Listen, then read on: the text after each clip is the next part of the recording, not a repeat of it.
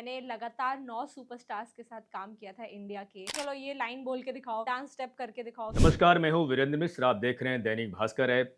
आज हमारे साथ हैं असीमा जैन, जिन्होंने जो है डेला बेला से डेब्यू किया है। असीमा जी, बहुत बहुत स्वागत है। फिल्म के बारे में बात करेंगे। इससे पहले थोड़ा बताएं अपने बारे में, जो है किस तरह से एक्टिंग में झुका हुआ, फैमिली में कौन कौन है, थोड़ा वहाँ से चलते हैं। जी, सबसे पहले तो नमस्कार सभी को, सभी हमारे जो दर्शक हैं, आपको नमस्कार। Thank you for having me. कुछ इस तरीके की सिंपल सी कहानी है कि बचपन से ही मेरा स्टेज से बहुत क्या कह सकते हो, एक नाता रहा कि मैं कंपेयरिंग करती थी स्टेज पे, होस्टिंग भी जिसे कहते हैं, नरेटिंग जिसे कहते हैं, और स्कूल के दिनों से ही मैंने स्टेज पर प्रोग्राम्स में बोलना शुरू कर दिया। स्टेज का नाता कुछ ऐसा था कि वो बहुत ही जल्दी, काफ़ी कम उम्र में, 9 साल की उम्र में से ही वो रिफ्लेक्ट करने लगा और मैं एड्स में काम करने लगी। मुझे मौका मिला कि मैं हमारी इंडस्ट्री के काफ़ी बड़े बड़े लोगों के साथ काम करूं, जैसे कि Akshay Kumar sir, Sunil Shetty sir, Mohanlal sir, Mithun दादा के साथ काम किया तो और जो कई आपने लोगों के साथ। ऐड जो किया उसका नाम भी बताती रहिए। जी, अक्षय जैसे अक्षय अक्षय जैसे के साथ कौन सा ऐड? जैसे एक ब्रांड है मनप्पुरम गोल्ड लोन। उनका एक काफ़ी पॉपुलर कैंपेन हुआ था कि जब घर में पड़ा है सोना तब काहे का रोना, करेक्ट। है ना? तो उस कैंपेन में मेरे को मौका मिला था मेनली सबसे पहले कि मैंने लगातार 9 सुपरस्टार्स के साथ काम किया था इंडिया के। हर भाषा के जो अपने-अपने मानने वाले सुपरस्टार्स हैं, उन सब के साथ मैंने काम किया था। एंड उसमें अक्षय हो गए। उसमें अक्षय सर थे, मोहनलाल सर थे, Venkatesh sir, Vikram sir, in fact let Puneet sir भी थे, जो अब हमारे साथ नहीं है। पर उन उन सब से बहुत सीखा। और एक कम उम्र में आप जब इतने बड़े लोगों के साथ काम करते हैं तो एक मुझे लगता है कि एक अलग सी आपको अपॉर्च्युनिटी और एक्सपोज़र मिलता है। एक उन उन सभी चीज़ों को देखने का जो हम सब देखते हैं आज, पर जब आप बचपन से देखते हैं तो आपके पास ज़्यादा सवाल पूछने का मौका होता है, ज़्यादा गलतियाँ करने का मौका होता है।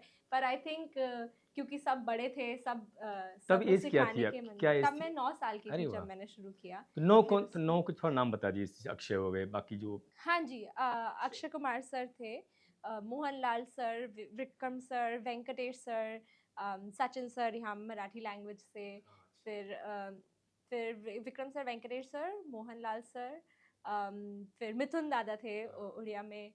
फिर कितने गिन लिए यार गिन नहीं पा रही। हाँ, कोई नहीं। 7-8 हो गए। तो फिर सब लोग इन अच्छा, इन मतलब हर सबके साथ लैंग्वेज, जैसे हर भाषा में। जैसे भाषा में सचिन हो गए मराठी, जी, हिंदी से हो गए अक्षय, फिर अक्षय, मलयालम से मोहनलाल, मोहनलाल, है ना? फिर फिर कन्नड़ से हो गए आपके जो हाँ, आप लेट पुनीत सर थे पुनीत जो, सर हो गए, फिर विक्रम सर विक्रम हो गए चियान तमिल से, तमिल चियान से। विक्रम, हाँ, चियान। वेंकटेश सर हो गए हाँ, तेलुगु अरे से। वाह! इस तरीके से भोजपुरी मतलब से हर कोई नहीं था। भाषा से। नहीं, नहीं, नहीं। आई थिंक उस समय नहीं था, पर बाद में फिर बना था, अच्छा, बाद में बना। भोजपुरी में भी करेक्ट। ऐड बना था, पर तब शायद मैंने नहीं किया था उससे अच्छा, काम। उस ऐड से कैसे जुड़ी, मौका कैसे मिला? तो इस तरीके से हुआ कि मेरे जो पेरेंट्स थे, they were the writers on the ad. तो उन्होंने लिखा था और फिर जब नाम उसकी बताते रहिएगा। मीटिंग्स हाँ जी, जी, हाँ। तो उनकी जब मीटिंग्स हो रही थी तो उसमें मैं आती-जाती रहती थी और उनको एक बेटी चाहिए थी फ़िल्म में, एड फ़िल्म में। हम लोग एड फ़िल्म बुलाते हैं, फ़ीचर फ़िल्म, एड फ़िल्म। तो उनको एक छोटी बिटिया चाहिए थी। फिर मैं जाती रहती थी उनकी मीटिंग्स में और फिर प्रोड्यूसर ने बोला कि तुम करोगी? तो मैं तो बचपन से कॉन्फिडेंट थी, स्टेज पे बोलती थी। मैंने कहा हाँ, हाँ, मैं कर लूँगी, मुझे क्या करना है बताइए। हुँ। तब शायद इतना नहीं पता था कि क्या कर रही हूँ या कैसे है, पर मज़ा आ रहा था करने में और हँसते-खेलते सब लोगों को जानती थी। तो मैंने कहा हाँ, हाँ, मैं कर लूँगी। फिर उन्होंने बोला अच्छा चलो ये लाइन बोल के दिखाओ, हुँ, ये बोल के दिखाओ, ये करके दिखाओ, डांस स्टेप करके दिखाओ, क्योंकि जिंगल था वो। तो हुँ, उस पे करके दिखाया और फिर हो गया। उसके बाद फिर हम कर लिया हुँ। एड। तो फर्स्ट ऐड था वो, जो है। हाँ जी, वही फर्स्ट तो एड उसके था। बाद क्या-क्या किया आपने? उसके बाद फिर मैंने काफ़ी वॉइस ओवर्स दिए, काफ़ी एड्स किए। Life boy, 9 sanitary napkin, HDFC bank, बहुत सारे प्रोडक्ट्स के लिए, जीएम के लिए ऐड किया सुनील शेट्टी सर के साथ, विप्रो के लिए ऐड किया। तो बचपन मतलब बड़ी होते-होते एड्स करती गई, वीओज़ देती रही, वॉइस के लिए भी काफ़ी प्रैक्टिस करी, स्टेज पे भी करती थी। तो एनएम कॉलेज में मैंने पढ़ाई करी पहले, तो एनएम में स्टेज किया, रायन में स्कूल में थी तो वहाँ पर भी थिएटर किया, फिर सेंट ज़ेवियर्स कॉलेज में पढ़ी, वहाँ पर भी थिएटर किया। तो ये सब काम चलते रहे और फिर अब यहाँ तक आ गए पहुँचते। थोड़ा पेरेंट्स के बारे में कुछ बताइए, जो है। पेरेंट्स के बारे में दोनों राइटर्स हैं, प्रोड्यूसर्स हैं। एक बचपन से ही क्रिएटिविटी से मेरा एक्सपोज़र रहा उनके थ्रू। और इस तरीके का एक्सपोज़र था कुछ कि अ, उन्होंने कभी रोका नहीं कुछ करने से, पर हमेशा बोला कि कुछ और भी करो, कुछ और भी करो। तो एक पुश हमेशा देते रहे वो किसी भी डायरेक्शन में चाहे जाती। तो उन्होंने हमेशा बोला कि आप आगे बढ़ते रहो, कुछ और करो, कुछ नया करो।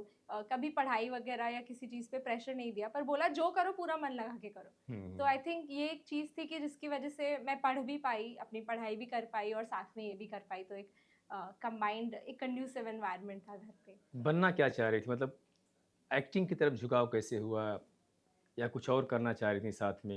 एक्टिंग ही करना चाह रही थी और झुकाव भी मैंने जैसे आपको बताया कि स्टेज से रिलेशन था, एड्स करती थी तो एक मज़ा आने लगा। फिर एक सेंस ऑफ एक्सप्रेशन जो होता है कि अपने आप को दर्शा कैसे सके अपने इमोशंस को, मुझे लगता है कि ज़िंदगी में हर कोई इंसान अपने आप को किसी न किसी तरीके से, किसी न किसी एक्सटेंट तक एक्सप्रेस करता है। कभी आप किसी के पहनने-ओढ़ने में देखेंगे कि वो एक्सप्रेस करते हैं अपने आप को, हुँ।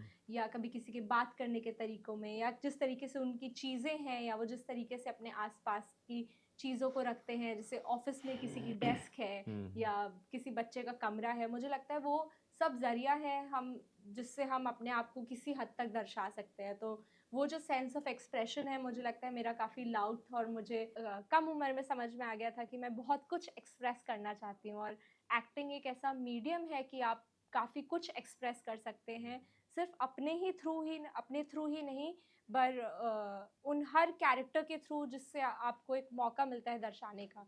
तो आई थिंक उस सेंस ऑफ एक्सप्रेशन को टैप करना चाहती थी, काफ़ी कम उम्र की थी जब ये चीज़ रियलाइज़ हुई थी मुझे। कहीं से सीखा भी एक्टिंग आपने कि कैसे नहीं, कहीं से सीखी नहीं, थोड़ा ड्रामा अंदर से लेकर के आई थी। कैसे ड्रामा अंदर कैसे आया? अब पता नहीं, या तो आई थिंक फैमिली से आया होगा, या दोस्तों से आया होगा, या आई थिंक स्कूल से आया होगा, पर बचपन में इनबिल्ट फीचर आया था कि थोड़ा बोलने-चालने का और ड्रामा करने का शौक था, और तो जो बचपन मेरा में ड्रामा कौन-सा किया था जब आप स्कूल में थीं? मुझे बहुत पहले एक ड्रामा याद है जो आई थिंक मेरा फर्स्ट होगा, या हो सकता है उससे पहले भी किया हो, तो वो तो पता नहीं नर्सरी-वर्सरी में, पर मुझे एक याद है, एक ड्रामा था कि रेल पदमसी सर की हमारी थिएटर क्लासेस होती थी रायन में, तो उनके साथ हमने एक ड्रामा किया था, और मेरा कैरेक्टर क्या था ये तो मुझको नहीं याद, पर मुझे ये ज़रूर याद है कि मेरा ऑल ब्लैक कॉस्ट्यूम था, और मुझे जाकर के कोने में खड़े होके आई थिंक मैं किसी की मम्मी बनी थी, और मुझे लंबी चौड़ी लाइनें बोलनी थी।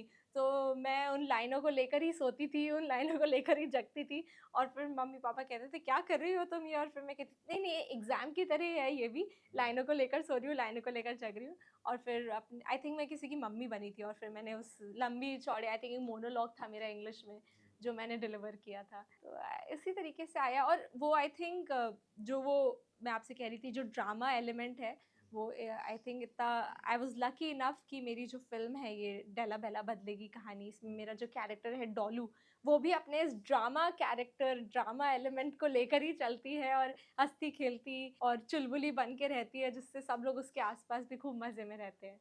तो आई थिंक वो चीज़ यहाँ पर बहुत अच्छे से आई है। तो कैसे ये फ़िल्म कैसे मिली? डेला वेला से कैसे जुड़ी? कैसे ऑफ़र आया? डेला बेला भी जैसे मैंने आपको बताया कि मैं बचपन से एक्टिंग करती थी, तो आई वाज़ लकी इनफ कि मेरे कॉन्टैक्ट्स बने, मैं लोगों को जानती थी। तो ऐसे ही एक प्रोड्यूसर है राज आशु जी, जो फ़िल्म के म्यूज़िक डायरेक्टर हैं। तो उन्होंने मुझसे बोला था, मतलब मैं उनको काफ़ी बचपन से जानती थी, उनसे मुलाकात भी किसी क्लासेस में हुई थी, आई थिंक कोई डांस क्लास थी जहाँ पे उनसे मुलाकात हुई थी जब मैं बहुत छोटी थी, और फिर उनसे कांटेक्ट में मैं रही, और फिर उनके थ्रू जब ये फ़िल्म बन रही थी और उनको एक कैरेक्टर चाहिए था, क्योंकि हम लोगों ने काम साथ में किया था अक्सर, तो हुँ। फिर उन्होंने मुझसे पूछा, and I was more than happy. तो उसके लिए ऑडिशन भी हाँ, मतलब वो तो होता ही है कि ज़ाहिर-सी मतलब बात है। क्योंकि कुछ आपको वो लोग कोई पीस देते हैं, जैसे हुँ। हर ऑडिशन में होता है कि कोई आपको एक पीस देंगे, स्क्रीन टेस्ट करेंगे सबके साथ में कि कैसे कर सकते हैं, और फिर वो हो जाता है। शूटिंग के दौरान कुछ यादगार क्षण? शूटिंग के दौरान ये यादगार रही एक बात कि मैं पहले जब तो मुझे घर का खाना खाना बहुत ज़्यादा पसंद है। मैं बहुत ही सादा और बहुत ही सिंपल खाना खाना पसंद करती हूँ। लौकी रोटी और दाल रोटी अगर मिल जाए तो मैं बिल्कुल ही तृप्त हो जाती हूँ कि बस मेरे को मिल गया जो मुझे चाहिए। तो शूटिंग के दौरान जब हमने शुरू किया शूट, तो पहले हमने थोड़ा बॉम्बे में किया यहाँ पे, और फिर हमने लखनऊ बाराबंकी में किया शूट। हुँ। तो जब हम वहाँ पहुँचे तो पहले 2 दिन तो खूब बढ़िया-बढ़िया खाना सब आ रहा था। फिर मैंने कहा कि देखिए भाई, ये तो नहीं हो पाएगा कुछ ढूँढना पड़ेगा। तो फिर मैंने वहाँ पर खोज मचाई और एक भोजनालय ढूँढा, अरे वाह! जो जो एकदम घरेलू रोटी, सब्ज़ी, लौकी की सब्ज़ी, चने की सब्ज़ी, भिंडी, आलू, सादा खाना बनाते थे। और फिर जब पैकअप हो जाता था या सेट पे भी कई बार सुबह-सुबह ही मैं उन्हें बोल देती थी फ़ोन करके कि प्लीज़ आप मुझे एक थाली भिजवा देना, जिससे कि मैं खा सकूँ। तो ये मेरी सबसे यादगार चीज़ रहेगी, उस भोजनालय को मैंने बहुत थैंक यू बोला था। पर काफ़ी उसके अलावा काफ़ी बढ़िया जो चीज़ें रहीं वो ये था कि काफ़ी कैरेक्टर आर्टिस्ट्स हैं जो इस फ़िल्म में हैं, काफ़ी सीनियर एक्टर्स हैं जो इस फ़िल्म में हैं, जिनके साथ काफ़ी क्वर्की सीन्स हैं फ़िल्म में जो आप देखेंगे तो पता चलेगा। उन उन लोगों से मुझे बहुत सीखने को मिला, तो वो आई थिंक एक बहुत फन एक्सपीरियंस था जो आई थिंक क्योंकि मैं बचपन से यही करती हूँ, तो मुझे आदत है कि मैं हर किसी से पूछूँ, कुछ सीखूँ, कुछ जानूँ कुछ। तो वो जो सीनियर आर्टिस्ट के साथ काम करने का आपको मौका मिलता है, जैसे कविता मैम हैं, अली सर हैं, लोग सब बहुत सीनियर लोग हैं, इन लोगों के साथ काम किया, तो एक अच्छी सीख मिली कि किस तरीके से आप अपने परफॉर्मेंस को बेटर कर सकते हैं, कैसे कुछ इम्प्रूव याद है कर कुछ सकते हैं। टिप्स क्या दिया होगा उन्होंने एक्टिंग? अब ऐसी कोई स्पेसिफिक टिप्स तो नहीं होती, मुझे लगता है कि ऑब्ज़र्वेशन ही सबसे बड़ा माध्यम होता है, मुझे लगता है लर्निंग का। जो जो बातें कह भी नहीं पाते वो भी आप अगर गेज कर लो, वो भी आप पकड़ लो, तो मुझे लगता है वही होता है। तो अक्सर यही था कि कैसे अपने काम में हर कोई इंसान किस तरीके से डेडिकेटेड है, किस तरीके से अपनी लाइन्स प्रिपेयर कर रहे हैं। कई बार मैं देखती थी कि मुझे लगता था अच्छा ये लाइन्स इस तरीके से बोली जाएँगी, या मैं 2 या 3 तरीके सोचती थी, पर कभी कोई आते थे और वो उसको एक चौथे तरीके में बोलते। तो वो एक अच्छी सीख होती है कि जितना हम शायद नहीं सोच पाए उसके भी बाहर कोई सोच रहा है, तो अपनी अपनी जो थॉट्स के होराइज़न होते हैं उनको कितना how can we broaden them better is something that I learned I think. Film अब रिलीज़ हो चुकी है तो लोगों के कैसे रिएक्शंस आ रहे हैं? रिएक्शंस बहुत प्यारे आए हैं, ख़ास करके मम्मियों के जो रिएक्शंस हैं वो बहुत प्यारे आ रहे हैं फ़िल्म में, क्योंकि जैसे मेरा कैरेक्टर है डोलू का, मेरी मम्मी जो है वो जैसे हर मम्मी होती हैं उसमें कोई अलग बात नहीं है। बहुत ही सिंपल प्रकार की फ़िल्म है, हर किसी को लगेगा कि ओह! हम ऐसे इंसान को तो हम भी जानते हैं। तो जैसे मेरी मम्मी है फ़िल्म में समता सागर मैम, तो वो अक्सर मेरे फ़ोन से हमारी थोड़ी चलती रहती है। उनमें मेरे और मेरे छोटे भाई में, मेरे छोटे भाई को भी फ़ोन चाहिए, मेरे पास एक फ़ोन है जो मैं उसके साथ शेयर करती हूँ। तो वो कहती है तुम मेरा फ़ोन मत चेक करो, मैं कहती हूँ मैं आपका फ़ोन देख लेती हूँ। वो कभी फ़ेसबुक पर कुछ फ़ोटोज़ देख लेती हैं, कुछ थोड़ी-सी हमारे में अनबन होती है, वो कहती है ये कर लो, मैं कहती हूँ नहीं मुझे ये करना है। तो ये सब जो एक टसल है, ये जो है वो मम्मियाँ बहुत ज़्यादा पसंद कर रही है, क्योंकि मुझे ऐसा लगता है कि आज के ज़माने में हर किसी के घर में, मेरे खुद के घर में और मुझे लगता है आपके घर में भी शायद, ये चीज़ ज़रूर होगी कि एक फ़ोन के पीछे भाग-दौड़, जद्दोजहद जो है वो बनी रहती है सबकी। तो इस चीज़ का काफ़ी एक पॉज़िटिव रिएक्शन आ रहा है। जो मेरी उम्र की हम उम्र के लड़कियाँ हैं उनसे मुझे काफ़ी स्ट्रॉन्ग जो मैंने मैसेज जो फ़िल्म में मेरा कैरेक्टर देता है उसके लिए बहुत तारीफ़ आ रही है, क्योंकि जो मेरा कैरेक्टर है वो इस फ़िल्म में कहता है कि हमारे जो फ़ैसले होते हैं वो हमारे खुद के होने चाहिए, किसी और के नहीं। तो ये जो मैसेज है इससे बहुत सारी लड़कियाँ रेज़ोनेट कर रही हैं। मेरे पास बहुत प्यारे-प्यारे कुछ मैसेजेस आए, मेरी अपने बचपन के दोस्तों के कॉल्स आए, बहुत सारे लोगों ने और सबने यही कहा कि ये जो मैसेज है ये बहुत प्यारा है। और कई बार हम लोग अपनी एक जो सबकी चलती रहती है ज़िंदगी में एक दौड़, उसमें ये भूल जाते हैं कि हम अपने खुद के फ़ैसले के लिए कुछ कर रहे हैं या किसी और की एक्सपेक्टेशंस के लिए कर रहे हैं या किसी और की उम्मीदों के लिए कर रहे हैं या कई बार किसी और की चाहत होती है जो हम थोप लेते हैं खुद ही बिना जाने और उसी के पीछे चल पड़ते हैं। तो वो जो चीज़ है, इन सब चीज़ों के काफ़ी पॉज़िटिव रिव्यूज़ आ रहे हैं, फीडबैक आ रहा है, अच्छे-अच्छे रिएक्शंस आ रहे हैं। करियर को किस तरह से देख रहे हैं? क्या नज़र आ रहा है? नज़र क्या आ रहा है? तो ये तो कठिन सवाल है। मैं आपको ये बता सकती हूँ कि मैं करना क्या चाहती हूँ, मैं किस तरीके से आगे बढ़ना चाहती हूँ। तो जैसे इस फ़िल्म में मेरा कैरेक्टर है डोलू का, वो एक बहुत ही सरल तरीके से एक बहुत ही स्ट्रॉन्ग मैसेज डिलीवर कर रही है। और कोई बहुत बड़ी बात नहीं है, ऐसे देखा जाए तो कोई आउट ऑफ दिस वर्ल्ड तो कुछ बात नहीं कह रही हैं। बड़ी सरल सी बात है कि अपना फ़ैसला है तो वो तुम खुद लो, कुछ तुम्हें अपनी हदें बनानी है तो तुम खुद बनाओ, अपने बड़ों से पूछो, अपने टीचर्स से पूछो। पर खुद से करो, खुद के लिए करो, खुद की खुशी के लिए करो, खुद के कॉन्फिडेंस के लिए करो। तो ये एक बहुत सरल सी बात है जो मेरा कैरेक्टर कह रहा है, पर मुझे लगता है कि अगर कोई भी इंसान किसी भी हद तक इस चीज़ को अपने जीवन में एक्सेप्ट कर ले और उसे फॉलो करने लगे, उतार ले जिसे कहते हैं, तो मुझे लगता है कि उनकी ज़िंदगी बहुत बेहतर हो सकती है। बहुत, बहुत बेहतर, कई हद तक। तो मुझे लगता है कि मैं इसी प्रकार के और कैरेक्टर्स करना चाहूँगी, जो एक कोई सिंपल मैसेज या किसी भी प्रकार का कोई मैसेज दे सके, जिससे किसी भी एक इंसान का भी जीवन बेटर हो सके। क्योंकि जो फ़िल्म्स हैं हमारे कंट्री में और all over the world also, they are a very high impact medium, very, very high impact medium. अक्सर शायद वही बात अगर कोई हमारा दोस्त या हमारी कोई बड़े भाई-बहन या कोई प्रोफ़ेसर्स या पेरेंट्स कहेंगे, हम शायद उस चीज़ को नहीं पकड़ पाएँ। पर क्यों जब आप एक थिएटर में बैठकर आप किसी फ़िल्म को देखते हैं या हम स्पोर्ट्स को देखते हैं, तो उसका इम्पैक्ट जो हम पर होता है वो काफ़ी बड़ा होता है।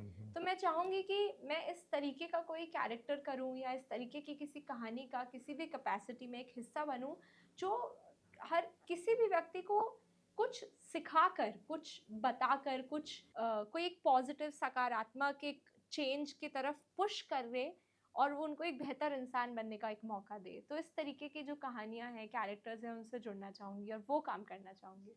आपके पेरेंट्स जो है जुड़े हैं इंडस्ट्री से, तो जी। एक तो होता है कि थोड़ा आसान हो जाता है काम हासिल करना, लोगों को समझना जो है। अगर पेरेंट्स ना होते इंडस्ट्री हाँ में जो जी, है, फिर हाँ। आपको करियर बनाना होता, तो हुँ। कैसे प्लान करती, लोगों से कैसे मिलती, क्या चुनौतियाँ आती, उसका सामना कैसे करती हैं आप? तो मतलब हाँ, आपने सही कहा कि पेरेंट्स तो हैं इंडस्ट्री में काम करते हैं, पर मुझे लगता है कि अप्रोच कुछ फिर भी इस तरह रहती, क्योंकि आज भी मैं बहुत सारे ऑडिशंस देती हूँ। आज भी मैं बहुत सारे लोगों को कॉल्स और मैसेजेस डालती हूँ और उनसे बात करने की या उनसे एक कॉन्टैक्ट एस्टैब्लिश करने की कोशिश करती हूँ। तो मुझे लगता है अप्रोच तो कुछ इसी तरीके की होती कि हुँ। किस तरीके से किससे कहाँ पर मिल सकूँ।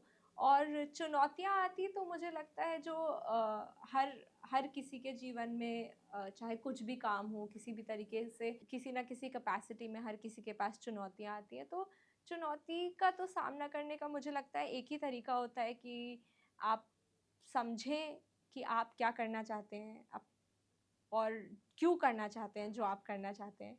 और जो आपका रिश्ता है आपके गोल्स से, whatever relationship that you have with your goals, you keep that intact in your heart, कि मैं अपने मन में उस चीज़ को, जो मेरा क्या है, जो मेरा क्यों है, उसको पकड़ के रखूँ। और फिर रास्ते में तो चुनौतियाँ फिर हर चीज़ में ही आती हैं। घर से बाहर निकलो तो फिर घर से निकलना ही मुझे लगता है चुनौतियों का सामना करना पड़ता है आप घर से निकलते ही।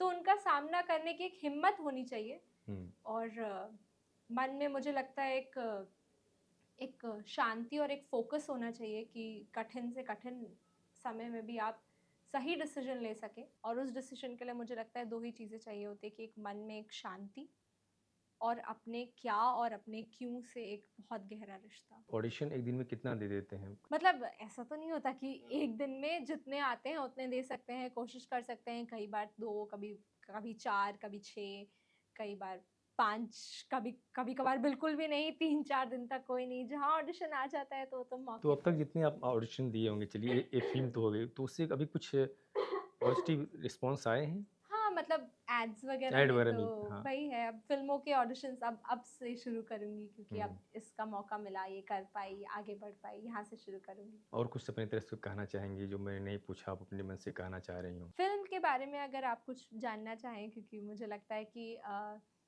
जो फ़िल्म है उसका एक बहुत बहुत ही ज़्यादा स्ट्रॉन्ग मैसेज है, जिससे मैं बहुत रेज़ोनेट करती हूँ, उसमें बहुत विश्वास रखती हूँ कि ये जो फ़िल्म है एक ये बदलते हिंदुस्तान की कहानी है। इस फ़िल्म का जो म्यूज़िक है वो भी उस चीज़ को दर्शाता है कि किस तरीके से एक इंसान में बदलाव आते हैं, बच्चों में बदलाव आते हैं। और वो जो सोसाइटी का बदलाव है वो हर व्यक्ति में किस तरीके से दिखता है, उस एक बदलाव को हाइलाइट करती हुई एक फ़िल्म है जो वेव्स ओरिजिनल्स पर आई है। और वेव्स एज़ अ प्लेटफ़ॉर्म भी एक प्लेटफ़ॉर्म है जो इस बदलते हुए हिंदुस्तान की कहानियों को कहना चाह रहा है, जिसमें ये एक फ्लैगशिप उनका एक कंटेंट इस तरीके का है कि it resonates exactly with their brand personality. तो this is what I would like to highlight about the film कि फ़िल्म का बहुत अच्छा मैसेज है, किस तरीके से लोग बदल रहे हैं, किस तरीके से हमें बदलना चाहिए। बच्चों को ये मैसेज है कि अ अ, आप अपनी हदों में रह कर के अपने फ़ैसले लीजिए। जैसे फ़िल्म के ट्रेलर में भी आपने सुना होगा कि आप अपने फ़ैसले लीजिए, अपनी हदें बनाइए, खुद बनाइए अपनी हदें। और बड़ों को ये मैसेज है कि अगर बच्चे बदल रहे हैं तो आप भी उनके साथ बदलिए, क्योंकि हुँ, अगर बदलते वक़्त के साथ हम नहीं बदलेंगे तो हम बदल दिए जाएँगे। यू बिल्कुल, विल बी बहुत सही। Replaced if you don't change with the changing times. तो ये बहुत ही अच्छा मतलब मुझे ये मैसेज लगता है। और एक सिंपल सिनेमा है इस फ़िल्म में, वो एक चीज़ है जो मैं हाइलाइट करना चाहूँगी। एक न्यू कैटेगरी का, it's an advent of a new category, simple cinema, जिसमें कहानी बहुत ही सरल तरीके से कही गई है। कहानी के जो कैरेक्टर्स हैं वो बहुत ही सरल हैं। आपको लगेगा कि असल ज़िंदगी में भी आप किसी ऐसे इंसान से मिले हैं, या आप ऐसे किसी इंसान को जानते हैं, या आपने ऐसे किसी इंसान को देखा है। तो बहुत ही सरल कहानी है, सरल स्क्रीन प्ले है, सरल कैरेक्टर्स हैं, और सबसे बड़ी बात है कि जो मैसेज है वो बहुत सिंपल है। पर उसकी जो सिंप्लिसिटी है, वो ही उसकी सबसे बड़ी स्ट्रेंथ है। अगर ये पर्दे पर रिलीज़ होती, थिएटर पर रिलीज़ होती, जी। इसका अलग इम्पैक्ट पड़ता, क्या लगता है आपको? तो क्योंकि काफ़ी समय से इंडस्ट्री को भी मैंने देखा है, समझा है, मुझे ऐसा लगता है कि वेव्स ऐसा एक प्लेटफ़ॉर्म है, जैसे हम सभी जानते हैं, हम सभी जिसे मैं कहूँ तो, हम सब इंडिया में तो हम लोग सब बड़े हुए हैं दूरदर्शन देखते हुए। हर किसी ने दूरदर्शन देखा है, हर किसी ने ऑल इंडिया रेडियो पे कुछ ना कुछ सुना है। हर किसी का कोई ना कोई नाता है दूरदर्शन से, ठीक है? किसी को कुछ शो पसंद होगा, किसी ने कुछ देखा, क्या देखा। तो वेव्स जो है, वो भी प्रसार भारती का एक ओटीटी प्लेटफ़ॉर्म है, जिनकी भी एक ऐसी ही उसी प्रकार से एक रीच है। हुँ, तो मुझे ऐसा लगता है कि जो जितनी ब्रिलियंट रीच है वेव्स ओटीटी की, फ़िल्म को मौका मिलना कि वो वेव्स ओटीटी पर आए और उसके ज़रिए ये मैसेज सब तक पहुँचे, मुझे लगता है ये बहुत ही ब्रिलियंट बात है। और हम सब लोग काफ़ी खुश हैं, काफ़ी एक्साइटेड हैं कि फ़िल्म वेव्स ओटीटी पर आई है, क्योंकि उसके थ्रू जब हम हर किसी के पास पहुँच सकते हैं, तो उससे बड़ी कोई अपॉर्च्युनिटी नहीं हो सकती, किसी भी कहानी या किसी भी मैसेज के लिए। अपने दोस्त राइटर के बारे में क्या कहना चाहेंगे? ये कहना चाहूँगी कि कहानी जिस तरीके से लिखी गई है, अ, वो वो काफ़ी कमेंडेबल एक एफ़र्ट है, काफ़ी कमेंडेबल अप्रोच है, क्योंकि ये इस तरीके की कहानी है जिसकी इस सोसाइटी को बहुत ज़रूरत है। और स्पेशली यंग जो लड़कियां हैं, जो मेरी एज की लड़कियां हैं, मैं उनके लिए स्पेशली कहूँगी कि मुझे लगता है कि उस हिम्मत की बहुत ज़्यादा ज़रूरत है कि हम खुद से आगे बढ़ें, खुद के लिए कुछ करें, और किसी और की उम्मीदों के लिए या किसी और से एक वैलिडेशन पाने के लिए हम खुद को बदल ना दें। हुँ, जो हम हैं वो हम रहें, पूरी कैपेसिटी में वो बने जो हम बनना चाहते हैं, जैसा हम होना चाहते हैं, और जो अपनी हदें हैं उनको खुद से डिज़ाइन करें। तो मुझे लगता है जो कहानी है, और जो एक फ़ीमेल कैरेक्टर, जो मेरा कैरेक्टर है, और जो female section of this society है, उनके लिए जो बहुत मन से लिखा गया है ना, ये कहानी में बिल्कुल दिखता है, और उसके लिए मैं उनके लिए बहुत ज़्यादा थैंकफुल हूँ कि इस तरीके का आपने आपने कहानी दी, और हमें ऐसा मौका दिया कि हम इस तरीके की एक मैसेज जो है सोसाइटी में दे तो सकें। वैसे तो आप मुंबई में पली-बड़ी हैं। जी। ऐसी फ़ैमिली कहाँ से है? कहाँ से बिलॉन्ग करती हैं आप? तो हम बिलॉन्ग करते हैं इलाहाबाद उत्तर प्रदेश से, अब तो प्रयागराज बुलाते हैं, पर हमने बचपन से इलाहाबाद बोला था। तो हम वहाँ से हैं, और मैं वहीं पैदा हुई, और इलाहाबाद में ही पैदा हुई, 7-8 साल की थी, 8 साल की थी जब बॉम्बे आ गए थे। और फिर पर वहीं की मतलब रूट्स वहीं के हैं, सेंट मेरीज़ कॉन्वेंट वहाँ पे बहुत। वहाँ शुरुआत पढ़ाई हुई। हाँ, वहीं पे पढ़ाई हुई सेंट मेरीज़ कॉन्वेंट में। बहुत अच्छी चीज़ें सीखी वहाँ पर। कॉन्वेंट स्कूल्स आपको पता है काफ़ी स्ट्रिक्ट होते हैं, तो काफ़ी डिसिप्लिन सीखा लाइफ में, मतलब बहुत ही स्ट्रिक्ट होता है, अगर आपको पता होगा कॉन्वेंट हुँ, स्कूल्स में, तो हुँ, आपको एकदम हर चीज़ का डिसिप्लिन, मुझे लगता है कि वहाँ से जड़ आ गई, ये डिसिप्लिन की बीज आ गया, सॉरी। हुँ। और फिर वो जड़ तो थी जो आगे बढ़ते-बढ़ते तो बढ़ती पेरेंट्स गई। भी तभी शिफ्ट हुए या वो पहले से थे यहाँ पर? नहीं, नहीं, सब साथ में ही आए।